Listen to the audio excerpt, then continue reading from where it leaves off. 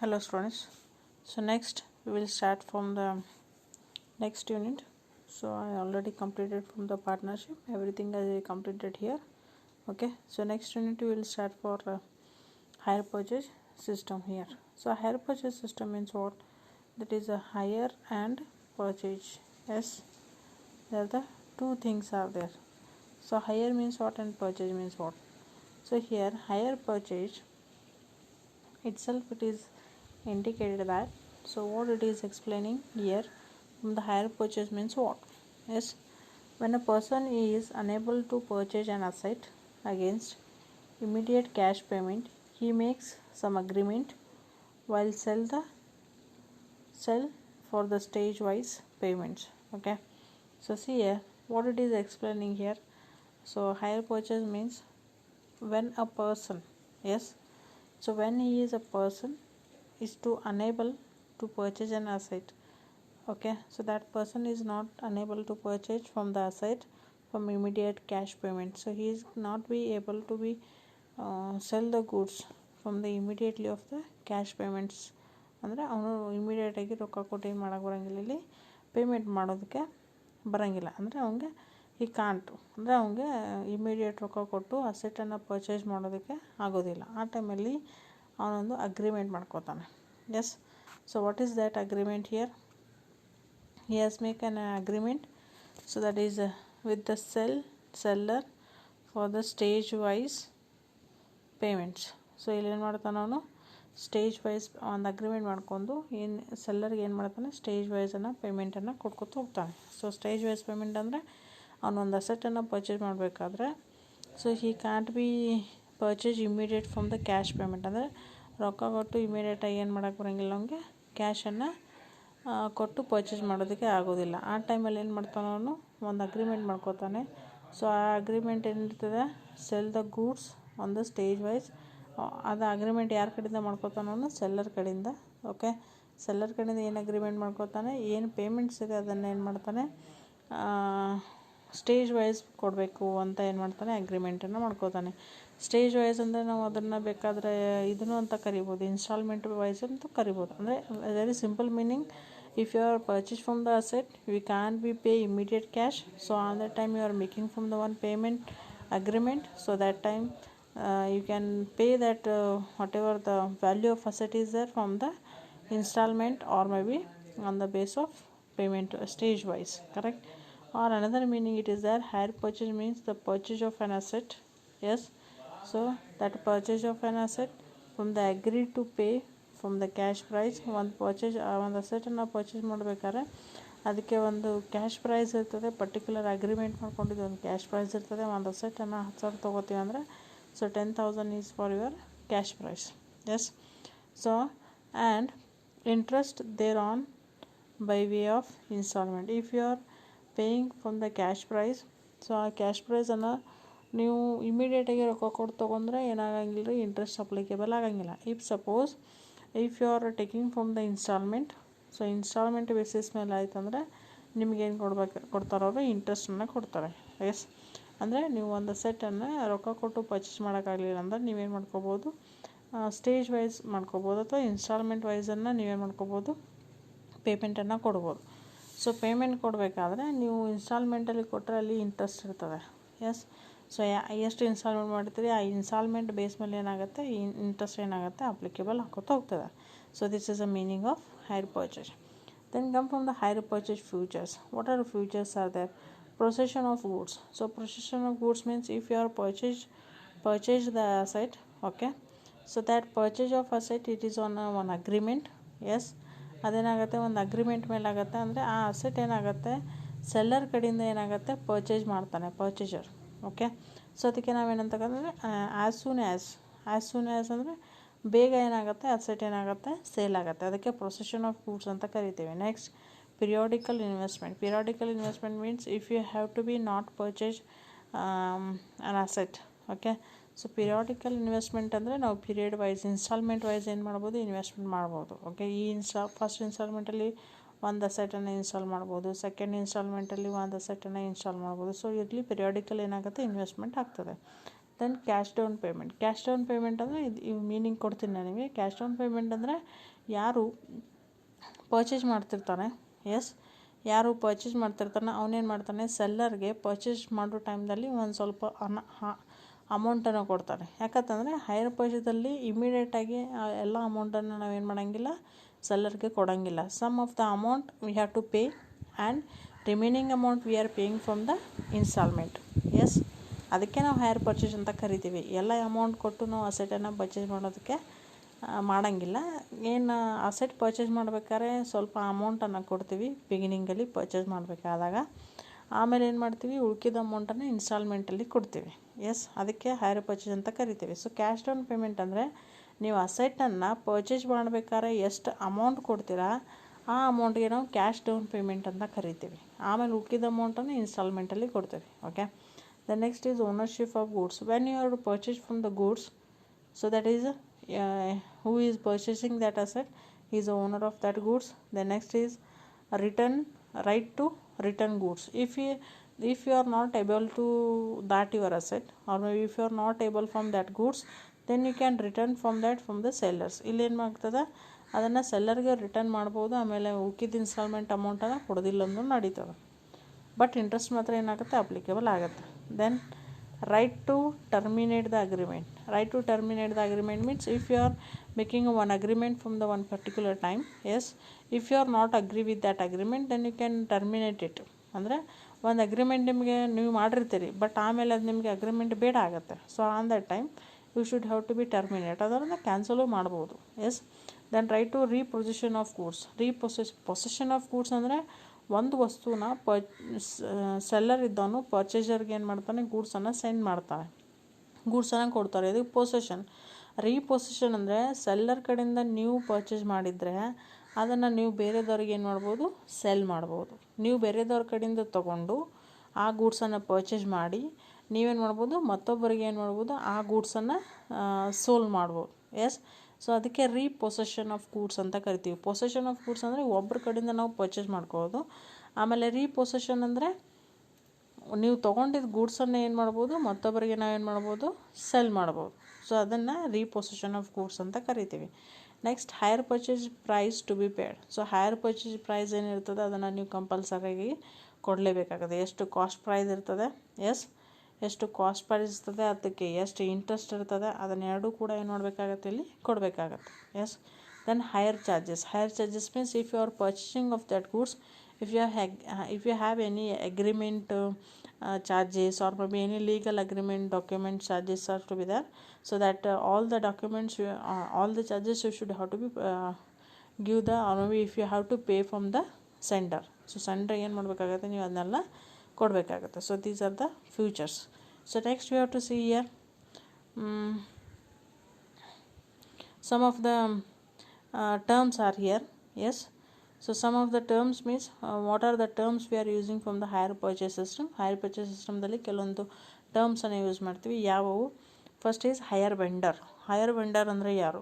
The person who sell the goods to hire purchaser. Hire purchase system, that is we can called as hire vendor. Hire vendor ಅಂದರೆ ಯಾರು ಗೂಡ್ಸನ್ನು cell ಮಾಡ್ತಾರೆ ಅವ್ರಿಗೆ ನಾವೇನಂತ ಕರಿತೀವಿ, higher vendor ಅಂತ ಕರಿತೀವಿ. ಹೈಯರ್ ಪರ್ಚೇಸ್ ಅಂದರೆ who is purchasing the goods in hire purchase system. Hire purchase ಸಿಸ್ಟಮ್ದಲ್ಲಿ ಯಾರು ಪರ್ಚೇಸ್ ಮಾಡ್ತಾರೆ ಅವ್ರಿಗೆ ನಾವೇನಂತ ಕರಿತೀವಿ, ಹೈಯರ್ ಪರ್ಚೇಸರ್ ಅಂತ ಕರಿತೀವಿ. ಯಾರು ಗೂಡ್ಸನ್ನು ಸೋಲ್ ಮಾಡ್ತಿರ್ತಾರೆ ಅಥವಾ ಯಾರು ಗೂಡ್ಸನ್ನು ಸೆಲ್ ಮಾಡ್ತಿರ್ತಾರೆ, so that person we can called as an hire vendor. Okay. So other terms, cash price. Cash price means what? The amount to be paid on outright purchase in cash. So amount, this is an amount to be paid. Okay. So here however the amount we are paying from the outright purchase in the cash. So outright purchase in the cash means, cash price means the particular asset value. So particular asset ವ್ಯಾಲ್ಯೂಗೆ ಅದನ್ನು ನಾವು ಏನಂತ ಕರಿತೀವಿ, cash price ಅಂತ ಕರಿತೀವಿ. For example, ಒಂದು tooth ಪೇಸ್ಟದ್ದು cash price ಎಷ್ಟಾಗುತ್ತೆ? 5 ರೂಪೀಸ್ ಇರ್ಬೋದು, 10 ರೂಪೀಸ್ ಇರ್ಬೋದು, 20 ರೂಪೀಸ್ ಇರ್ಬೋದು. ಓಕೆ. ಸೊ ಅದಕ್ಕೆ ನಾವೇನಂತ ಕರಿತೀವಿ, ಕ್ಯಾಶ್ ಪ್ರೈಸ್. ಪರ್ಟಿಕ್ಯುಲರ್ ರೈಟ್ ಇರ್ತದೆ ಆ ವಸ್ತುಗೆ, ಅಷ್ಟು ಪ್ರೈಸ್ ಏನಿರ್ತದೆ ರೀ, ರೈಟ್ ಇರ್ತದೆ, ಅದಕ್ಕೆ ನಾವೇನಂತ ಕರಿತೀವಿ, ಕ್ಯಾಶ್ ಪ್ರೈಸ್ ಅಂತ ಕರಿತೀವಿ. Then cash down payment. Cash down ಅಂದರೆ ಏನಂತ ಹೇಳಿದೆ ನನಗೆ, initial payment made at the right of signing of the hire purchase agreement. So when you are purchasing from the asset in the hire purchase system, so initially some of the amount we are paying from the hire vendor ಅಂದರೆ ಯಾರು cell ಮಾಡ್ತಿರ್ತಾರೋ ಅವ್ರಿಗೆ higher vendor ಅಂತ ಕರಿತೀವಿ. ನೀವು purchase ಮಾಡತ್ತೀರ ಅಂದಮೇಲೆ amount ಯಾರಿಗೆ ಕೊಡಬೇಕ್ರಿ, higher ವೆಂಡರ್ಗೆ ಕೊಡಬೇಕು. ಸೊ ಇನಿಷಿಯಲ್ ಅಗ್ರಿಮೆಂಟ್ ಟೈಮ್ದಲ್ಲಿ ನೀವು ಎಷ್ಟು ಅಮೌಂಟನ್ನು ಪೇಡ್ ಮಾಡ್ತೀರಾ ಅಥವಾ ಇನಿಷಿಯಲ್ ಪೇಮೆಂಟ್ ಟೈಮ್ದಲ್ಲಿ ಅಮೌಂಟ್ ನೀವು ಏನು ಕೊಡ್ತೀರಲ್ಲ ಹೈಯರ್ ವೆಂಡರ್ಗೆ, ಅದಕ್ಕೆ ನಾವೇನಂತ ಕರಿತೀವಿ, ಕ್ಯಾಶ್ ಡೌನ್ ಪೇಮೆಂಟ್ ಅಂತ ಕರಿತೀವಿ. Yes. Then next higher purchase price. So higher purchase price means total cash price plus interest. Cash price ಮತ್ತು ಇಂಟ್ರೆಸ್ಟ್ ಇವೆರಡೂ ಕೂಡಿಸಿದ್ರೆ ಏನಾಗುತ್ತೆ, ಹೈಯರ್ ಪರ್ಚೇಸ್ ಪ್ರೈಸ್ ಆಗುತ್ತೆ. ಯಾಕಂತಂದರೆ ನೀವು ಹೈಯರ್ ಪರ್ಚೇಸ್ ಸಿಸ್ಟಮ್ದಲ್ಲಿ ಒಂದು ಅಸೆಟನ್ನು ಪರ್ಚೇಸ್ ಮಾಡಬೇಕಾದ್ರೆ ಹೋಲ್ ಟೋಟಲ್ ಅಮೌಂಟನ್ನು ಏನು ಮಾಡೋಂಗಿಲ್ಲ, ಕೊಡೋಂಗಿಲ್ಲ. ಏನು ಮಾಡ್ತೀರಿ, ಇನಿಷಿಯಲ್ ಅಮೌಂಟ್ ಅಂದರೆ ನಿಮ್ಮ ಕಡೆ ಎಷ್ಟು ಅಮೌಂಟ್ ಇರುತ್ತೆ ಅದನ್ನು ಫಸ್ಟು ಏನು ಮಾಡ್ತೀರಿ, ಇನಿಷಿಯಲಾಗಿ ಅಷ್ಟು ಅಮೌಂಟ್ ಕೊಡ್ತೀರಿ. ಫಾರ್ ಎಕ್ಸಾಂಪಲ್ 10,000 ಒಂದು ಅಸೆಟ್ ವ್ಯಾಲ್ಯೂ ಇತ್ತಂದರೆ ಪರ್ಚೇಸ್ ಮಾಡ್ಬೇಕಾದ್ರೆ 2,000 ರೂಪಾಯಿ ಕೊಡ್ತೀವಿ. ಇದಕ್ಕೇನಂತ ಕರಿತೀವಿ, 2,000 ಕೊಡ್ತೀರಿ, ಅದಕ್ಕೆ ಕ್ಯಾಶ್ ಡೌನ್ ಅಂತ ಕರಿತೀವಿ ನಾವು. Yes. So total hire purchase charge ಅಂದರೆ ನೀವು ಒಂದು ಅಸೆಟ್ ಪರ್ಚೇಸ್ ಮಾಡ್ಬೇಕಾದ್ರೆ 10,000 ಇತ್ತಂದರೆ ಅದನ್ನು ನೀವು 2,000 ರೂಪಾಯಿ ಕೊಡ್ತೀರಿ. 2,000 ರೂಪಾಯಿ ಕೊಟ್ಟ ಮೇಲೆ ಉಳಿತಷ್ಟೇ, that is the remaining, that is the 8,000 rupees. So 8,000 rupees ಉಳಿತದೆ. ಸೊ 8,000 rupees ಉಳಿತಂದರೆ ಇದನ್ನು ನಾವು ಯಾವ ರೀತಿಯಾಗಿ ಕೊಡ್ತೀವಿ, ಇನ್ಸ್ಟಾಲ್ಮೆಂಟ್ ವೈಸ್ ಕೊಡ್ತೀವಿ. ಎಸ್. ಸೊ ಇದನ್ನು ಇನ್ಸ್ಟಾಲ್ಮೆಂಟ್ ವೈಸ್ ಕೊಡ್ತೀವಿ. ಇನ್ಸ್ಟಾಲ್ಮೆಂಟ್ ವೈಸ್ ಕೊಟ್ರೂ ನಿಮಗೆ ಏನು ಇರ್ತದೆ, ಇಲ್ಲಿ ಏನು ಅಪ್ಲಿಕೇಬಲ್ ಆಗುತ್ತೆ, ಇಂಟ್ರೆಸ್ಟ್. ಎಸ್. ಸೊ ನೀವು ಇನ್ಸ್ಟಾಲ್ಮೆಂಟ್ ಕೊಟ್ರೂ 4 ತಿಂಗಳು 10 ತಿಂಗಳು ಹೀಗೆ ಕೊಡ್ತೀರಾ. ಸೊ ಯಾರೂ ಹಾಗೆ ಕೊಡೋಂಗಿಲ್ಲ. So they are applying from the interest for that amount. So ಆ ಅಮೌಂಟ್ ಮೇಲೆ ನಿಮಗೇನಿರ್ತದೆ, ಇನ್ಸ್ಟಾಲ್ಮೆಂಟ್ ಇರ್ತದೆ. ಸೊ ಅದಕ್ಕೆ ಹೈಯರ್ ಪರ್ಚೇಸ್ ಪ್ರೈಸ್ ಅಂದರೆ ನಾವೇನು ಮಾಡ್ತೀವಿ, ಕ್ಯಾಶ್ ಪ್ರೈಸ್ ಪ್ಲಸ್ ಇಂಟ್ರೆಸ್ಟ್ ಇದನ್ನೆರಡನ್ನು ಕೂಡಿಸಿದ್ರೆ ಏನು ಸಿಗ್ತದೆ ನಮಗೆ, ಹೈಯರ್ ಪರ್ಚೇಸ್ ಪ್ರೈಸ್ ಸಿಗ್ತದೆ. Okay. So next is depreciation. You people have to know about it. What is the depreciation? This is a full of cash. The depreciation is to B calculated in the full of cash price. Depreciation ಯಾವಾಗ ಏನು ಮಾಡಬೇಕು, total cash prize ಮೇಲೆ ಮಾಡಬೇಕು, total asset value ಮೇಲೇ ಮಾಡ್ಕೋಬೇಕಾಗತ್ತೆ. Cash price ಅಂದರೆ ಒಂದು asset value. Yes. ಅದಕ್ಕೆ ಕ್ಯಾಶ್ ಪ್ರೈಸ್ ಅಂತ ಕರಿತೀವಿ. ಸೊ ಅದ್ರ ಮೇಲೆ ತೆಗಿಬೇಕು on the basis of diminishing balance method. ಯಾಕಂತಂದರೆ ಇದನ್ನು ನೀವು ಡಿಮಿನಿಷಿಂಗ್ ಬ್ಯಾಲೆನ್ಸ್ ಮೆಥಡ್ ಮೇಲೆ ತೆಗಿಬೇಕು. Okay. Then how to recording of the system. So in the hire purchase ಸಿಸ್ಟಮ್ದಲ್ಲಿ ನಾವು ಯಾವ ರೀತಿಯಾಗಿ ರೆಕಾರ್ಡಿಂಗ್ ಮಾಡ್ತೀವಿ, ಇದರಲ್ಲಿ there the 2 types are there. ಇದರಲ್ಲಿ 2 ಟೈಪ್ ಬರ್ತದೆ. ಏನು, ಫಸ್ಟು ಆರ್ಡಿನರಿ ಪರ್ಚೇಸ್ ಸಿಸ್ಟಮು, ಆಮೇಲೆ ಇನ್ನೊಂದು full cash payment system, price system. ಯಾಕೆ ಎರಡೂ ಸಿಸ್ಟಮ್ ಆಫ್ ರೆಕಾರ್ಡಿಂಗ್ ಇದೆ. ಒಂದೇನಾಗುತ್ತೆ, ಆರ್ಡಿನರಿ ಪರ್ಚೇಸ್ ಸಿಸ್ಟಮ್, ಆರ್ಡಿನರಿಯಾಗಿ ಪರ್ಚೇಸ್ ಸಿಸ್ಟಮ್ ಒಂದು ಬರ್ತದೆ. ಇನ್ನೊಂದು full cash price system. Full cash price system ಅಂದರೆ ಎಲ್ಲ ಅಮೌಂಟ್ ಕೊಟ್ಟು ಪರ್ಚೇಸ್ ಮಾಡೋದಕ್ಕೆ ಫುಲ್ ಕ್ಯಾಶ್ ಪ್ರೈಸ್ ಸಿಸ್ಟಮ್ ಅಂತ ಕರಿತೀವಿ. ಆರ್ಡಿನರಿ ಪರ್ಚೇಸ್ ಸಿಸ್ಟಮ್ ಅಂದರೆ ಸ್ವಲ್ಪ ಅಮೌಂಟನ್ನು ಈಗ ಕೊಟ್ಟು ಆಮೇಲೆ ಸ್ವಲ್ಪ ಏನು ಮಾಡ್ಬೋದು, ಇನ್ಸ್ಟಾಲ್ಮೆಂಟಲ್ಲಿ ಕೊಡ್ಬೋದು. ಅದು ordinary basis. So come from journal entries. So journal entries ನಾನು ಇಲ್ಲಿ ಡಿಸ್ಕಷನ್ ಮಾಡೋದು ಯಾವುದಂದರೆ, ಫಸ್ಟು ಆರ್ಡಿನರಿ ಪರ್ಚೇಸ್ ಪ್ರೈಸ್ ಸಿಸ್ಟಮ್ದಲ್ಲಿ ಏನು ಮಾಡ್ತೀವಿ, ಡಿಸ್ಕಷನ್ ಮಾಡ್ತೀವಿ. ಯಾಕಂದರೆ ನಿಮ್ಮ ಆ್ಯಸ್ ಪರ್ ಸಿಲೆಬಸ್ಸಲ್ಲಿ ಫುಲ್ ಕ್ಯಾಶ್ ಪೇಮೆಂಟ್ ಸಿಸ್ಟಮು ನಿಮ್ಮ ಸಿಲೆಬಸ್ಸಲ್ಲಿ ಇಲ್ಲ. ಸೊ ನಿಮ್ಮ ಸಿಲೆಬಸ್ಸಲ್ಲಿ ಇರೋದು ordinary purchase system. Ordinary purchase ಸಿಸ್ಟಮ್ದಲ್ಲಿ ನಾವು ಯಾವ ರೀತಿಯಾಗಿ ಹೈಯರ್ ಪರ್ಚೇಸನ್ನು ಮಾಡ್ತೀವಿ. ಓಕೆ. ಸೊ ಇದ್ರಾಗ ಏನು ಬರ್ತದೆ ಅಂದರೆ, ಯಾಕಂದರೆ ಫುಲ್ ಕ್ಯಾಶ್ ಅಂದರೆ ಅಮೌಂಟ್ ಎಲ್ಲ ಕೊಟ್ಟು ಅಸೆಟನ್ನು ಪರ್ಚೇಸ್ ಮಾಡ್ತೀವಿ. ಸೊ ಅಲ್ಲಿ ಯಾವುದೂ ಕ್ಯಾಲ್ಕುಲೇಷನ್ ಬರೋಂಗಿಲ್ಲ. ಸೊ ಬಟ್ ಆರ್ಡಿನರಿ ಅಂದರೆ ಏನು ಮಾಡ್ತೀರಿ, ಇನಿಷಿಯಲ್ ಸ್ವಲ್ಪ ಅಮೌಂಟ್ ಕೊಡ್ತೀರಿ, ಆಮೇಲೆ ಇನ್ಸ್ಟಾಲ್ಮೆಂಟ್ ವೈಸ್ ಏನು ಮಾಡ್ತೀರಿ, ಸ್ವಲ್ಪ ಅಮೌಂಟನ್ನು ಕೊಡ್ತೀರಿ. ಎಸ್. ಆ ಅಮೌಂಟ್ ಕೊಟ್ಟಮೇಲೆ ಉಳ್ಕಿದ್ದನ್ನು ಏನು ಮಾಡ್ತೀರಿ, you have to paying from the interest. So year first system that is ordinary. So year the 2 are coming from the journal entries in the books of higher purchaser. ಇಲ್ಲಿ higher ಪರ್ಚೇಸರ್ದು journal entry ಬರ್ತದೆ, ಆಮೇಲೆ higher ಪರ್ಚೇಸರ್ದು ಏನಾಗುತ್ತೆ, books of accounts ಬರ್ತದೆ. ಅದೇ ರೀತಿ ಈಗ higher ಪರ್ಚೇಸರ್ದು journal entry ಇತ್ತಂದರೆ ಇಲ್ಲಿ ಇಬ್ಬರು ಇರ್ತಾರೆ. ಯಾಕಂದರೆ ಹೈಯರ್ ಪರ್ಚೇಸ್ ಸಿಸ್ಟಮ್ದಲ್ಲಿ ಇಬ್ಬರು ಬರ್ತಾರೆ, ಹೈಯರ್ ಪರ್ಚೇಸರು ಇರ್ತಾರೆ, ಆಮೇಲೆ hire vendor. Yes. Hire vendor ಇರ್ತಾರೆ. ವೆಂಡರ್ ಅಂದರೆ ಯಾರು ಗೂಡ್ಸನ್ನು ಸೆಲ್ ಮಾಡ್ತಾರೆ ಅವರು ಹೈಯರ್ ವೆಂಡರು. ಹೈಯರ್ ಪರ್ಚೇಸ್ ಅಂದರೆ ಯಾರು ಪರ್ಚೇಸ್ ಮಾಡ್ತಾರೆ ಅವರು. Yes. So here first we will discuss from the hire purchaser. So hire ಪರ್ಚೇಸರ್ದು ಯಾವುದು ಏನು ಬರ್ತದೆ, ಅಕೌಂಟ್ಸ್ ಬರ್ತದೆ ಅಥವಾ ಯಾವ್ಯಾವ ಏನು ಬರ್ತವೆ, ಎಂಟ್ರೀಸ್ ಬರ್ತದೆ ಅಂತ ನೋಡೋಣ. ಯಾಕಂದರೆ maximum from the examination purpose hire purchase ಮೇಲೆ ಏನಾಗುತ್ತೆ ನಿಮಗೆ ಪ್ರಾಬ್ಲಮ್ಸ್ ಬರ್ತದೆ. ಹೈಯರ್ ವೆಂಡರ್ದು ನಿಮಗೆ ಜರ್ನಲ್ ಎಂಟ್ರೀಸ್ ಕೇಳೋಂಗಿಲ್ಲ. Maximum hire purchaser journal entry ಮತ್ತು ಹೈಯರ್ ಪರ್ಚೇಸರ್ದು ಏನಾಗುತ್ತೆ ಅಕೌಂಟ್ಸ್ ಪ್ರಿಪೇರ್ ಮಾಡೋಕ್ಕೆ ಹೇಳ್ತಾರೆ. ಓಕೆ, ಸೊ ಹೈಯರ್ ಪರ್ಚೇಸರ್ ನೋಡಿರಿ, when the cash down price is due to hire vendor. So hire ವೆಂಡರ್ಗೆ ನಮ್ಮದು ಕ್ಯಾಶ್ ಡೌನ್ ಪೇಮೆಂಟ್ ಕೊಟ್ಟಿದ್ದು ಅಂದರೆ, ಎಸ್, ಕ್ಯಾಶ್ ಡೌನ್ ಪೇಮೆಂಟ್ ಅಂದರೆ initial payment. Initially asset purchase ಮಾಡಬೇಕಾದ್ರೆ ಅದು ಕೆಲವೊಂದು ಅಮೌಂಟನ್ನು ಕೊಡ್ತೀವಿ. ಸೊ ಆ ಅಮೌಂಟನ್ನು ನಾವು ಕೊಟ್ಟಿದ್ದು ಅಂದರೆ ಹೈಯರ್ ವೆಂಡರ್ಗೆ, ಅಂದರೆ ಯಾರು ಸೆಲ್ ಮಾಡ್ತಿರ್ತಾರೋ ಅವ್ರಿಗೆ. ಸೊ ಅವ್ರಿಗೆ ನಾವು ಕ್ಯಾಶ್ ಡೌನ್ ಅಂದರೆ ನಿಮ್ಗೆ ಗೊತ್ತಿದೆ, ನಾವು ಅಸೆಟ್ ಪರ್ಚೇಸ್ ಮಾಡಬೇಕಾದ್ರೆ ಬಿಗಿನಿಂಗಲ್ಲಿ ಸ್ವಲ್ಪ ಅಮೌಂಟನ್ನು ಕೊಡ್ತೀವಿ. ಅದಕ್ಕೆ ನಾವೇನಂತ ಕರಿತೀವಿ, ಹೈಯರ್ ವೆಂಡರ್ ಅಂತ ಕರಿತೀವಿ. Is it? ಸೊ ನಾವು ಹೈಯರ್ ವೆಂಡರ್ದವಂಗೆ ಆ ಇನಿಷಿಯಲ್ ಅಮೌಂಟನ್ನು ನಾವು ಕೊಟ್ಟಿದ್ದು ಅಂದರೆ ಎಂಟ್ರಿ ಹೆಂಗೆ ಬರ್ತದೆ ರೀ, asset account debit to hire vendor account. Okay, so next, when the cash down payment is pay to hire vendor. So here first one due ಇದೆ. ಓಕೆ, ಡ್ಯೂ ಅಂದರೆ ನಿಮ್ಮದೇನು ಕೊಡೋದಿತ್ತಂದರೆ, ಎಸ್, ಪೆಂಡಿಂಗ್ ಅಮೌಂಟ್ ಇತ್ತಂದರೆ. ಸೊ ಡ್ಯೂ ಅಂದರೆ pending ಇತ್ತಂದರೆ asset account debit to hire vendor account. Okay, so ಅದೇ ಅಮೌಂಟನ್ನು ನೀವು ಕ್ಯಾಶ್ ಡೌನ್ ಪೇಮೆಂಟನ್ನು ಪೇ ಮಾಡಿದ್ರಂದರೆ, ಸಪೋಸ್ ಹೈಯರ್ ವೆಂಡರ್ಗೆ ಕೊಟ್ಟಿರಂದರೆ hire vendor account debit to cash or bank account. So these journal entries B remember. Okay, so first ಇವೆರಡು ಒಂದಕ್ಕೊಂದು link ಇದೆ ಎಂಟ್ರೀಸು. ಏನು, ಫಸ್ಟು ಕ್ಯಾಶ್ ಡೌನ್ ಪೇಮೆಂಟು ಕೊಟ್ಟಿರಲಿಲ್ಲ ನಾವು ಹೈಯರ್ ವೆಂಡರ್ಗೆ ಅಂದರೆ ಸೆಲ್ ಮಾಡೋಂಗೆ ನಾವು ರೊಕ್ಕ ಕೊಟ್ಟಿರಲಿಲ್ಲ ಅಂದರೆ ಅಲ್ಲೇನು ಬರ್ತದೆ ರೀ, asset account debit to hire vendor account. Okay, if it is initial amount you have to pay from the hire vendor.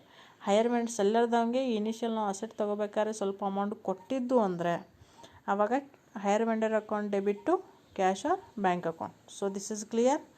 Then so next ಏನಿದೆ, when the instalment is due to hire vendor at the end of the year. So instalment due ಇತ್ತಂದರೆ, S, instalment due ಇತ್ತಂದರೆ ನೀವು for example ಈ ತಿಂಗಳು ಏನು ಮಾಡಿರ್ತೀರಿ, ಒಂದು ಅಸೆಟನ್ನು purchase ಮಾಡಿರ್ತೀರಿ, ಅದರದ್ದು ಏನಿರ್ತದೆ 10,000 ಅಂತ ಏನಿರ್ತದೆ ನಿಮ್ಮದು ವ್ಯಾಲ್ಯೂ ಇರ್ತದೆ. 10,000 ಕಾಸ್ಟ್ ಪ್ರೈಸ್ ಅಂತ ಇರ್ತದೆ. ಅದ್ರಾಗ ನೀವು 2,000 ರೂಪಾಯಿ ಕೊಟ್ಟಿರ್ತೀರಿ. 2,000 ರೂಪಾಯಿ ಕೊಟ್ರಂದ್ರೆ ಅದಕ್ಕೆ ನಾವು ಕ್ಯಾಶ್ ಡೌನ್ ಪೇಮೆಂಟ್ ಅಂತ ಕರಿತೀವಿ. Okay, S. ಸೊ 10,000ದಲ್ಲಿ ನೀವು 2,000 ರೂಪಾಯಿ ಕೊಟ್ರಂದ್ರೆ ಇದು ಕ್ಯಾಶ್ ಡೌನ್, ಉಳಿತಷ್ಟು 8,000. ಇದನ್ನು 8,000 ರುಪೀಸನ್ನು ಏನು ಮಾಡ್ತಾರೆ, ಇನ್ಸ್ಟಾಲ್ಮೆಂಟಲ್ಲಿ ಮಾಡ್ತಾರೆ. ಇನ್ಸ್ಟಾಲ್ಮೆಂಟಲ್ಲಿ ಹೆಂಗೆ ಮಾಡ್ತೀರಿ, ಒಂದು ತಿಂಗಳಿಗೆ 4,000, ಇನ್ನೊಂದು ತಿಂಗಳಿಗೆ 4,000, ಅಂದರೆ 2 ಇನ್ಸ್ಟಾಲ್ಮೆಂಟ್, 2 ಇನ್ಸ್ಟಾಲ್ಮೆಂಟ್ ಮಾಡ್ತೀರಿ. ಒಂದೊಂದು ತಿಂಗಳಿಗೆ 4,000 ರೂಪಾಯಿ ಅಂತ. ಸೊ ಒಂದು ತಿಂಗಳಿಗೆ 4,000 ರೂಪಾಯಿ ತುಂಬಬೇಕು. ಅದನ್ನು ತುಂಬಲಿಲ್ಲ ಅಂದರೆ ಅದಕ್ಕೆ ನೀವು ಇನ್ಸ್ಟಾಲ್ಮೆಂಟ್ ಡ್ಯೂ ಅಂತ ಕರಿತೀವಿ. ಸೊ ಆ ರೀತಿ ಇನ್ಸ್ಟಾಲ್ಮೆಂಟ್ ನೀವು ಕೊಟ್ಟಿರಲಿಲ್ಲ ಅಂದರೆ ಇಲ್ಲಿ ಏನು ಬರ್ತದೆ ರೀ, asset account debit. Okay, so asset account debit ಆಗುತ್ತೆ. Is it? So asset account debit here and interest account. Asset account debit ಆತಂದ್ರೆ ಇಂಟ್ರೆಸ್ಟ್ ಏನಾಗುತ್ತೆ, ಇಂಟ್ರೆಸ್ಟ್ ಕೂಡ ಡೆಬಿಟ್ ಆಗುತ್ತೆ. ಯಾಕಂತಂದರೆ ಆ ಅಸೆಟ್ ಮೇಲೆ ನೀವು ಇನ್ಸ್ಟಾಲ್ಮೆಂಟ್ ಕೊಡಬೇಕು. ಇನ್ಸ್ಟಾಲ್ಮೆಂಟ್ ಕೊಡಬೇಕಂದ್ರೆ ಟೋಟಲ್ ಎಷ್ಟು ಅಮೌಂಟ್ ಕೊಡಬೇಕು ಅದನ್ನು ಕೊಡಬೇಕು, ಮತ್ತು ಆ ಇನ್ಸ್ಟಾಲ್ಮೆಂಟ್ ಮೇಲೆ ಎಷ್ಟು ಇಂಟ್ರೆಸ್ಟ್ ಬರ್ತದೆ ಅದನ್ನು ಕೊಡಬೇಕು. ಎರಡೂ ಕೊಡಬೇಕು. ಇನ್ಸ್ಟಾಲ್ಮೆಂಟ್ ಆತಂದ್ರೆ ಇಂಟ್ರೆಸ್ಟ್ ಕೊಡಲೇಬೇಕಾಗತ್ತೆ. ಲೋನ್ ತೊಗೊಂಡ್ರಂದರೆ ನೀವು ಬಡ್ಡಿ ತುಂಬ್ತಿರಿಲ್ಲ. ಓಕೆ, ಸೊ ಅದೇ ಥರ ಇಲ್ಲೂ ಕೂಡ ಅಸೆಟ್ ತೊಗೋಬೇಕಾದ್ರೆ ನೀವು ಅಮೌಂಟನ್ನು ನಿಲ್ಲಿಸಿದ್ರೆ ಅದ್ರ ಮೇಲೆ ಇಂಟ್ರೆಸ್ಟ್ ಕೊಡಬೇಕು. ಸೊ ಅಲ್ಲೇನಾಗುತ್ತೆ, asset account debit. So interest ಕೊಡಬೇಕು, ಇಂಟ್ರೆಸ್ಟ್ ಅಕೌಂಟ್ ಡೆಬಿಟ್, ಆ್ಯಂಡ್ ಅದು ಯಾರಿಗೆ ಹೋಗುತ್ತೆ, ಹೈಯರ್ ವೆಂಡರ್ಗೆ ಹೋಗ್ತದೆ. ಸೊ ಯಾವಾಗ ಇನ್ಸ್ಟಾಲ್ಮೆಂಟ್ ಡ್ಯೂ ಇತ್ತಂದರೆ, ಅದೇ ಇನ್ಸ್ಟಾಲ್ಮೆಂಟ್ ನೀವು ಪೇ ಮಾಡಿದ್ದಂದರೆ hire vendor account debit to cash or bank account. ಅಂದರೆ ನೀವು ಆ ಇನ್ಸ್ಟಾಲ್ಮೆಂಟ್ ಟೈಮು ಎಷ್ಟು, ಆ ಒಂದು ತಿಂಗಳಿದೆ, ಆ ಒಂದು ತಿಂಗಳಲ್ಲಿ ನೀವು 4,000 ರೂಪಾಯಿ ಕೊಡಬೇಕಂದ್ರೆ ನೀವು 4,000 ರೂಪಾಯಿ ಕೊಟ್ರಂದ್ರೆ ನಿಮಗೇನಾಗುತ್ತೆ, ಇಂಟ್ರೆಸ್ಟ್ ಇಂಪ್ಲಿಮೆಂಟ್ ಆಗಂಗಿಲ್ಲ. ಸೊ ಅದೇ 4,000 ರೂಪಾಯಿ ನೀವು ಕೊಡಲಿಲ್ಲ ಅಂದರೆ ನಿಮಗೇನಾಗುತ್ತೆ, ಇಂಟ್ರೆಸ್ಟ್ ಬೀಳ್ತದೆ.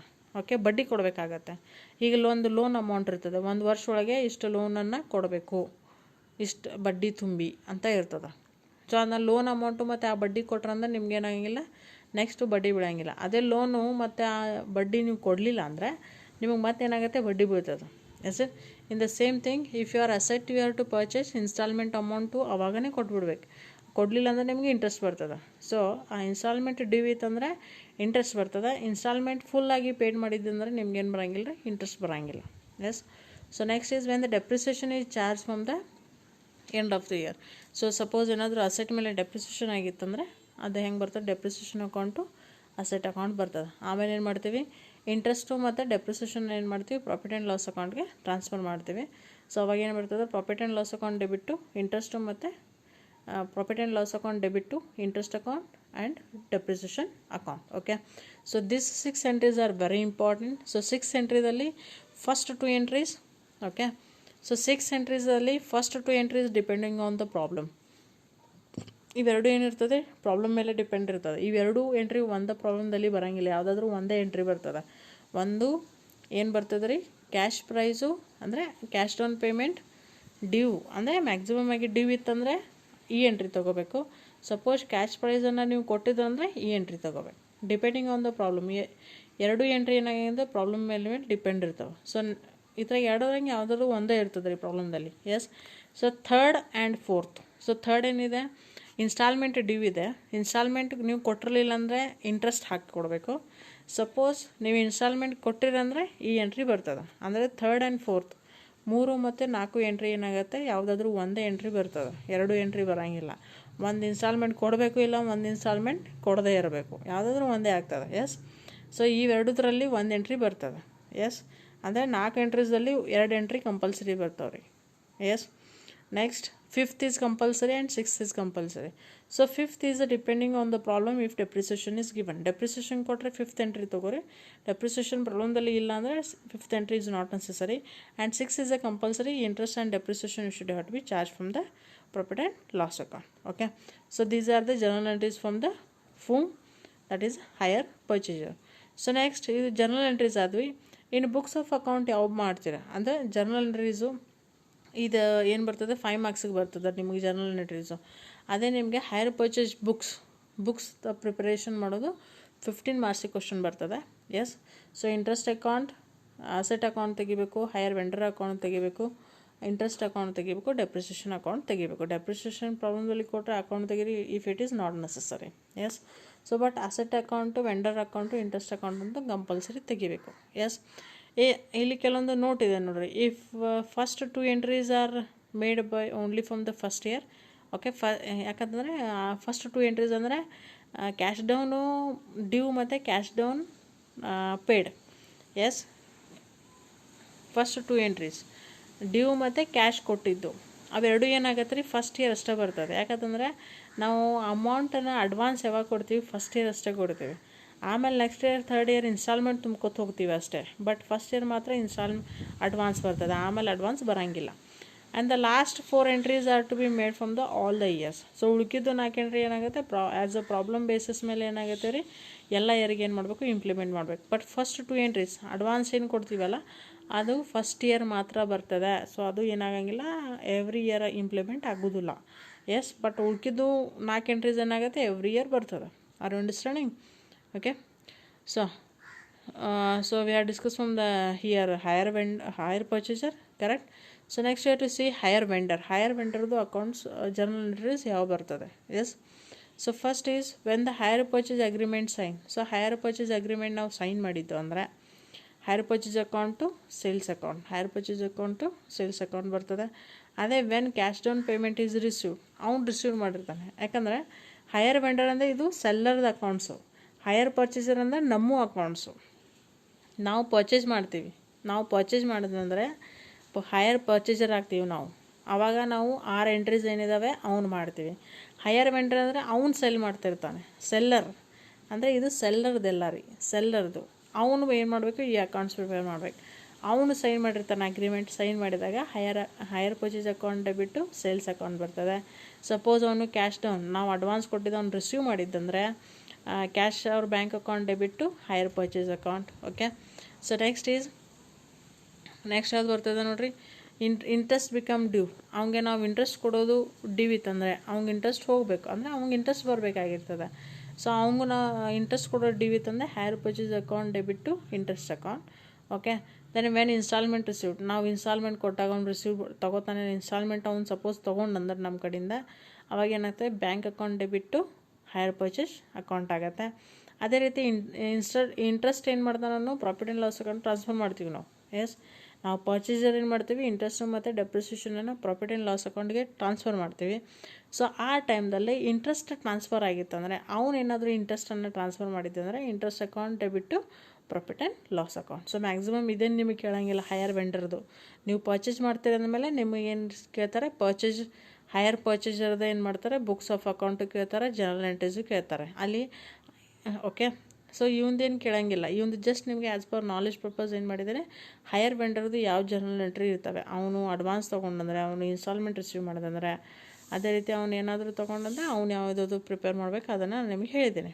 ಎಸ್, ಸೊ ಅದೇ ರೀತಿ ಇವನು ಅಕೌಂಟ್ಸ್ ಯಾವ ಪ್ರಿಪೇರ್ ಮಾಡಬೇಕು, ಸೆಲ್ಲರ್ ಇದ್ದಾನು ಅಕೌಂಟ್ಸ್ ಯಾವ ಮಾಡಬೇಕು, ಹೈಯರ್ ಪರ್ಚೇಸ್ ಅಕೌಂಟ್ ಮತ್ತು ಇಂಟ್ರೆಸ್ಟ್ ಅಕೌಂಟ್. ಇವನ್ನೆರಡು ಏನು ಮಾಡಬೇಕು, ಅವನು what he has to done, ಇವನ್ನೆರಡು ಏನು ಮಾಡಬೇಕಾಗತ್ತೆ, ಅವನು ಪ್ರಿಪೇರ್ ಮಾಡಬೇಕಾಗತ್ತೆ. Are understanding? So this is a journal entries for higher vendor and higher purchaser. Okay.